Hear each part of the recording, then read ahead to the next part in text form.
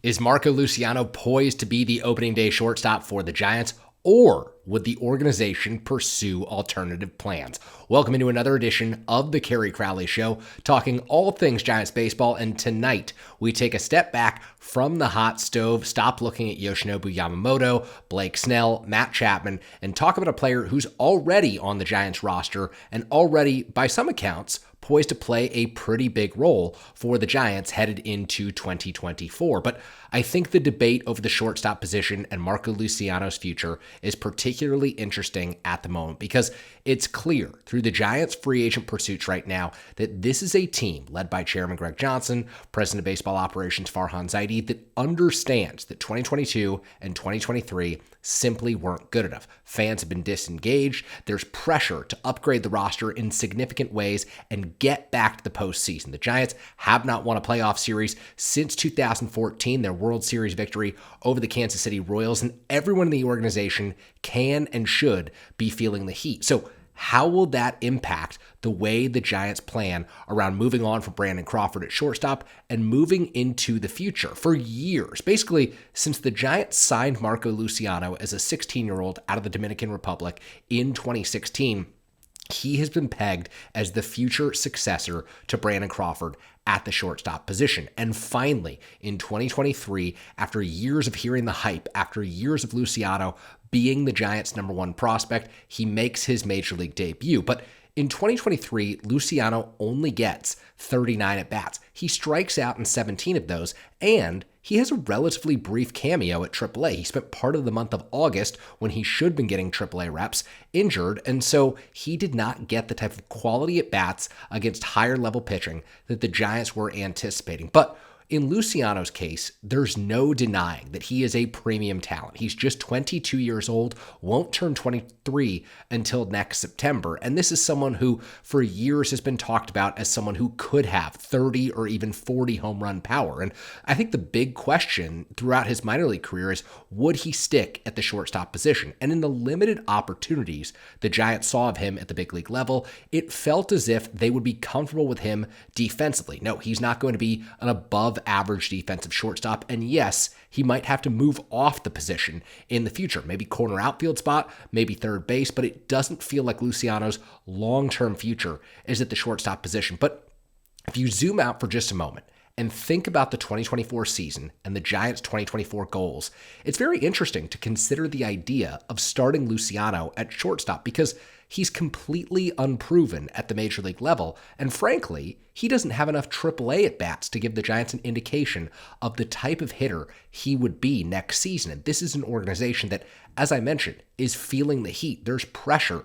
to immediately upgrade this roster and put the Giants in position to contend for a wild card spot at the very least, and if good things happen in free agency and in the trade market, potentially even challenge the Dodgers, the Padres, and the Diamondbacks in the 90-95 win category. And yes, you're probably not challenging the Dodgers now that they've added Shohei Ohtani and Tyler Glasnow, but the point is, you want a roster that can be in the mix and wouldn't be outmatched in October. And so if you sign up for the idea of Luciano being the everyday shortstop during the 2024 season, if you're the San Francisco Giants, if you're Farhan Zaidi, who said at the outset of the offseason, we hope that he has the opportunity to win the everyday job, I think that you're understanding that you may go through some lulls, you may go through some struggles, and that Marco Luciano may not hit, 250 with 25 home runs. I think it's more realistic that he hovers around 200, much like Brandon Crawford did in 2011 in his first season in the big leagues. He's probably striking out a lot. He's probably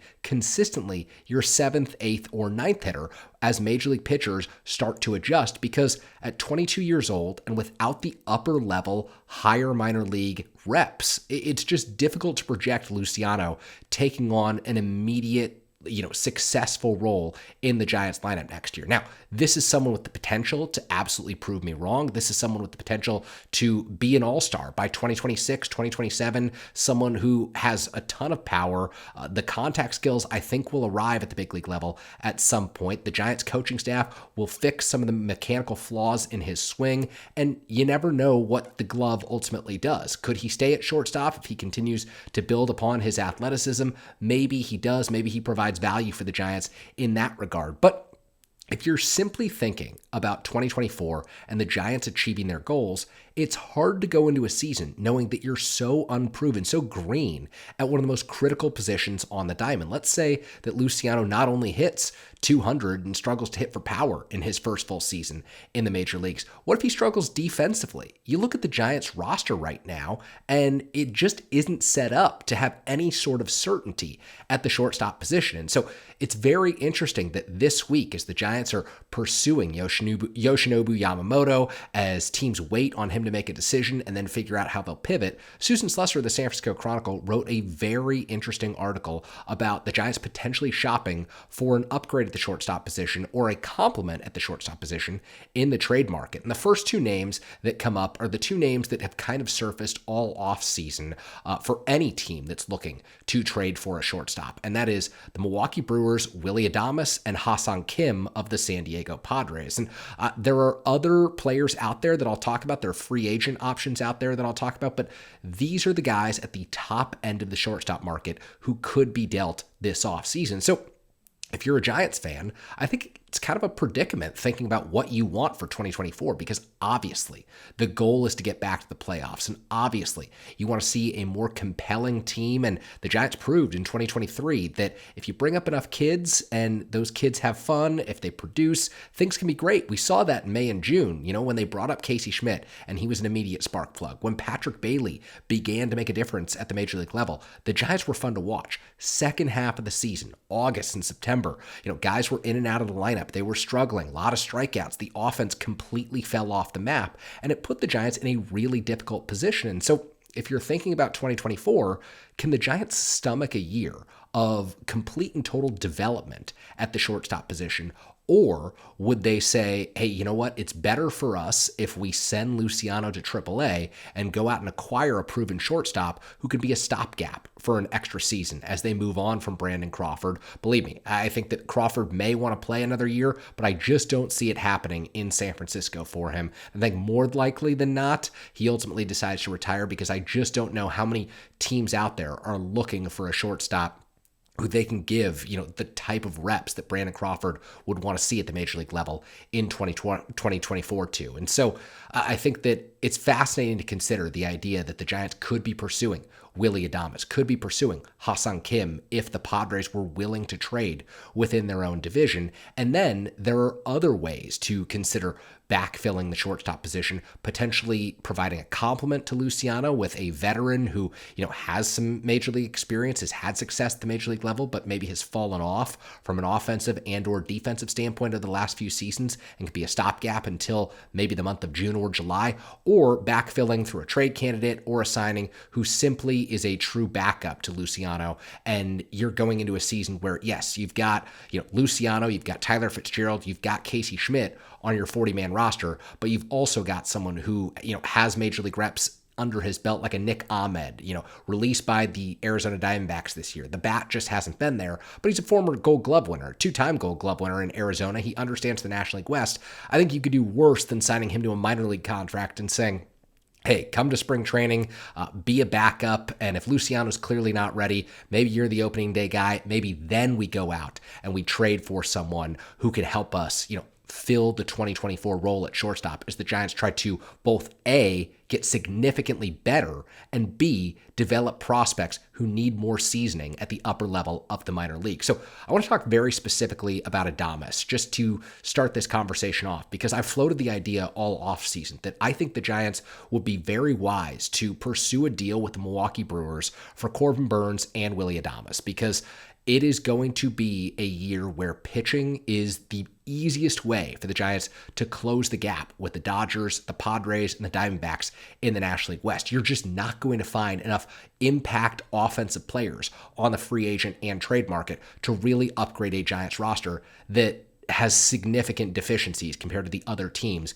in their own division. And so by acquiring Burnes, you potentially get someone who you can pair with Logan Webb at the front end of the rotation. And acquiring Willy Adames, you've got a proven defender at the shortstop position, someone who has been a spark plug for their club. It was just a few seasons ago when he was traded over from Tampa Bay to Milwaukee when he really made an outsized impact on the Brewers. People were talking about him early on in the season after that trade as an MVP candidate for the Brewers. And of course, the bat didn't live up. The bat ultimately falls off. I think this year he was 5% below league average in terms of an OPS plus, but he's still a very positive contributor from a WAR standpoint. And he's someone where, if you're thinking about the 2023 to 2024 changes for the Giants, Willy Adames would make the Giants better than Brandon Crawford did a season ago. And it's hard to project Marco Luciano stepping in and immediately making them better, which is the Giants' entire objective. Maybe Luciano has the capability of doing so by July, by August, by September, after he gets more AAA reps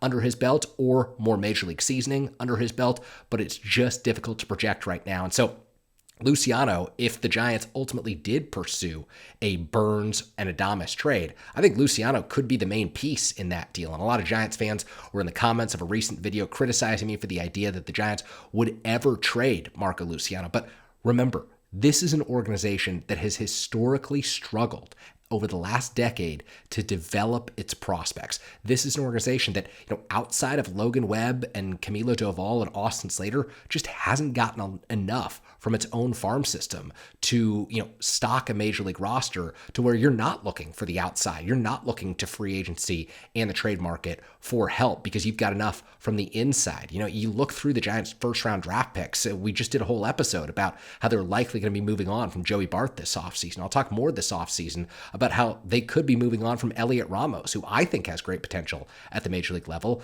but he was a prospect who was inherited by this current front office, led by Farhan Zaidi, a draft pick during the Bobby Evans era, and it just seems as though the Giants are going in different directions right now. And Luciano, also a holdover from the previous regime, but I think that, Farhan Zaidi, when he came into San Francisco, was ultimately very excited to have Luciano in the organization because of all the potential and what he means. But again, I don't think that the Giants are in a position where they can say, we're going to hoard our prospects right now. We're going to hang on to just about everyone because they have to get better. They have to boost attendance this year. They have to be more competitive. The postseason absolutely must be on their radar. And to get there, it's just simply not easy enough to sign a bunch of free agents. You're going to have to make deals where you part with valuable players. And if you can get a Corbin Burns and a Willy Adames, I think Marco Luciano is probably on the table on that deal far more so than, say, a Kyle Harrison, who I think has a much better opportunity to have a really strong and positive impact on the 2024 club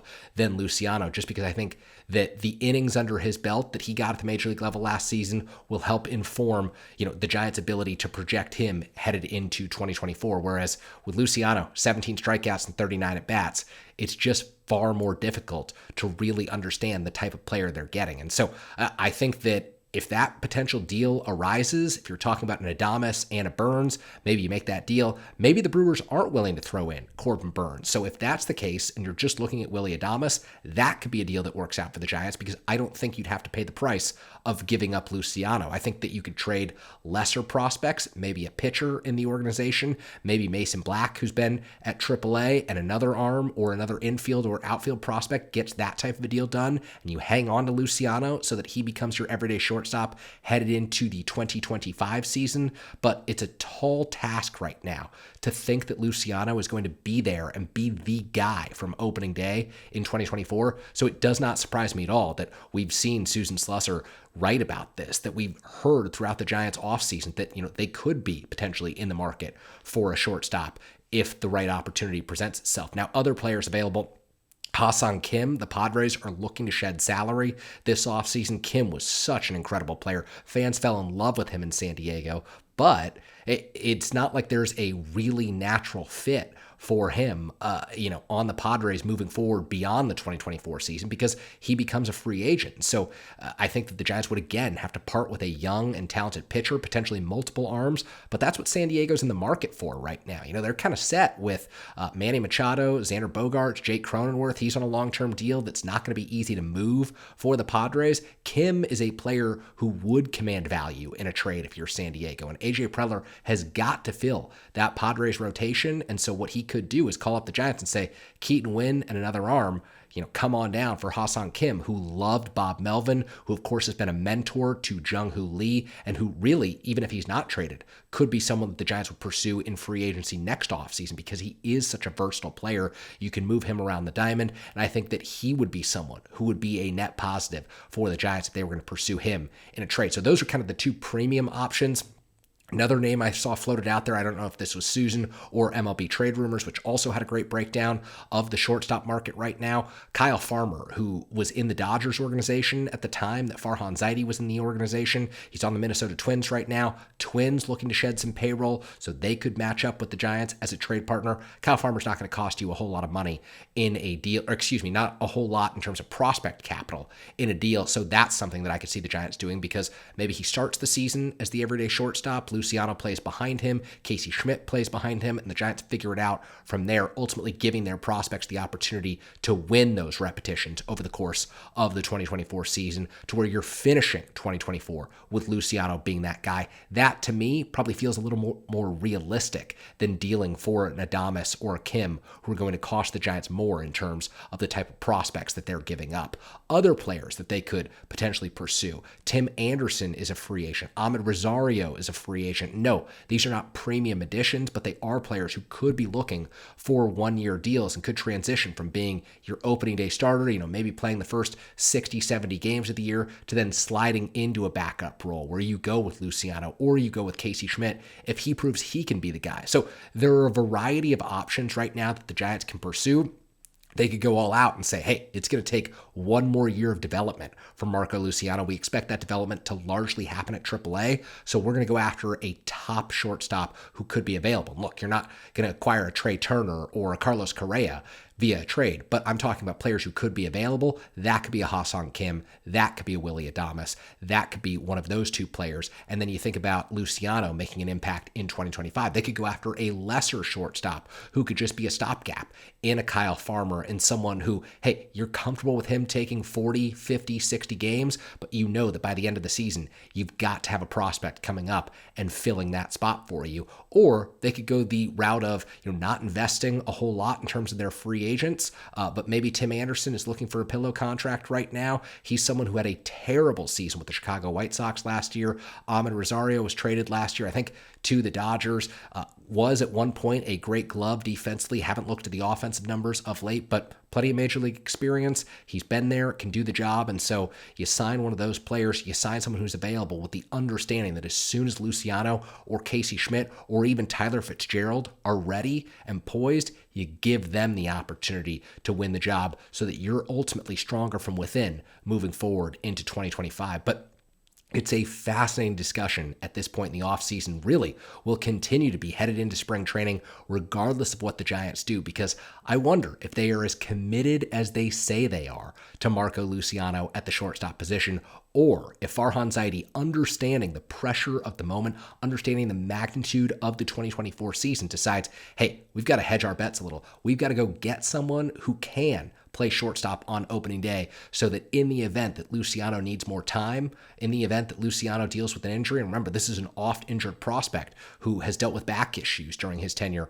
in the Giants organization, then you're set up for success going into 2024. But to think that the Giants right now are just going to head into spring training with a depth chart of Luciano, Casey Schmidt, and Tyler Fitzgerald battling it out, I think would be relatively naive. And I do think that the Giants will ultimately make a move. It just depends on what type of move. There's the big time deals that I've talked about, a Ha-Seong Kim, a Willy Adames, a smaller trade for a Kyle Farmer type, or just signing one of the available free agents, understanding that you're going to have Luciano, Schmidt, or Fitzgerald ultimately take over at that position. So the question, how committed are the San Francisco Giants to making Marco Luciano the everyday guy in 2024? We will find out that answer. Drop your thoughts on that, what the Giants should do at the shortstop position in the coming weeks and months in the comments section here. Thank you so much for watching this edition of the Kerry Crowley Show. As always, we'll be back with more later this week.